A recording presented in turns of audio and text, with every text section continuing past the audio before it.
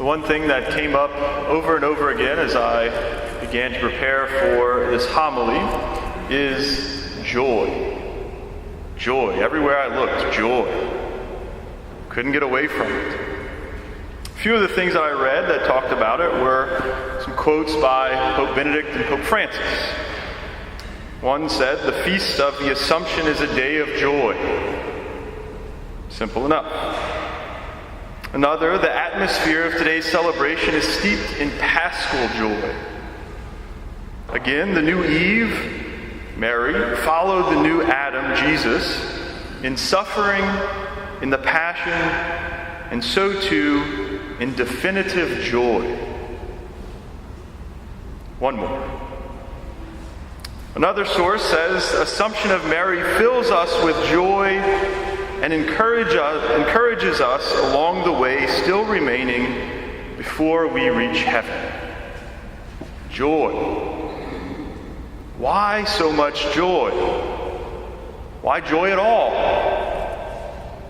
Well, the Christian life is, or should be, one of joy, right? If we're living it well, we should be joyful people. This is what Pope Francis was getting at whenever he chose for his first major writing, right, his apostolic exhortation, the title, "The Gospel of Joy." Right? It's almost redundant. The gospel should be joyful. It is joyful.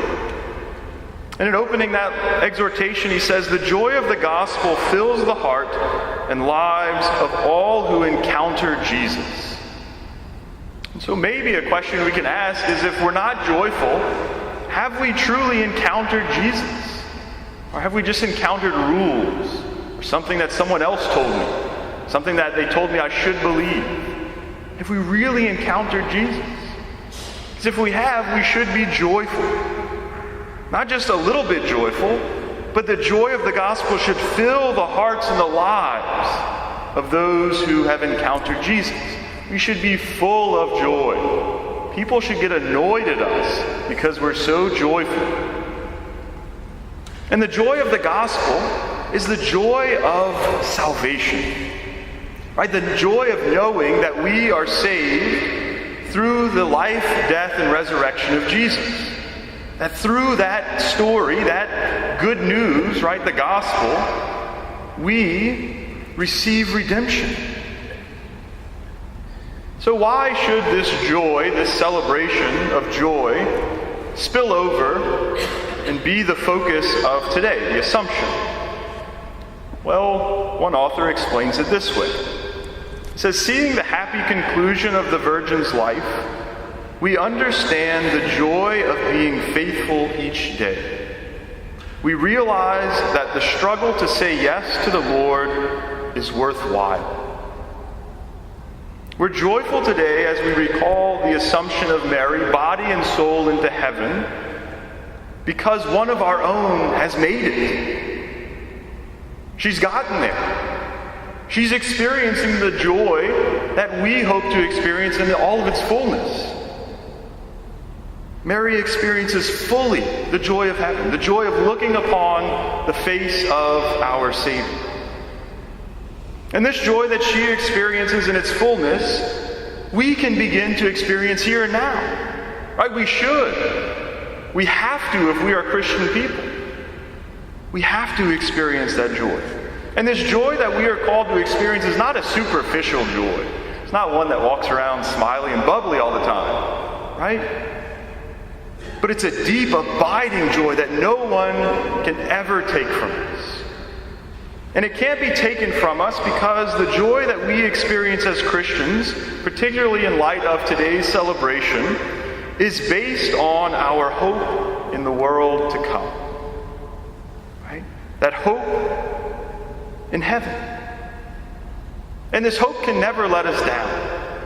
Right? Today proves that. Mary is already there. It is a real possibility. We are called to get there, and we should be joyful. A very popular image that has been floating around the internet, seems like only a couple of months, so that probably means a couple of years, is this image of what was originally a British wartime poster back in the Second World War. And it's a very simple little saying. It says, "Keep calm and carry on." Easier said than done sometimes. But this should be our attitude. This should be our attitude as we celebrate the Assumption. Keep calm and carry on. Again, Pope Benedict writes, "By looking at Mary's Assumption into heaven, we understand better that even though our daily life may be marked by trials and difficulties, it flows like a river to the divine ocean, to the fullness of joy and peace." I should just stop right there, but I'm not going to. That's beautiful. Right? That in the midst of the troubles of the world, no matter how difficult it might be, no matter how bumpy the ocean might or the river might seem, it flows like a river to the divine ocean. It has no choice but to continue going until it reaches its destination. And that destination is the fullness of joy and peace. No matter what troubles come our way, right, we're able to keep calm and carry on because we know that the destination we're heading to is worth it. That it's real and that it's worth it. We know that there is a great reward waiting for us at the end of this journey. And so as we continue this great celebration of the Solemnity of the Assumption, we look to Mary. We look to Mary in a spirit of gratitude. We should be thankful because she opens up to us a hope, right? A future full of joy, and she teaches us the way to achieve this future. Right? She shows us the way.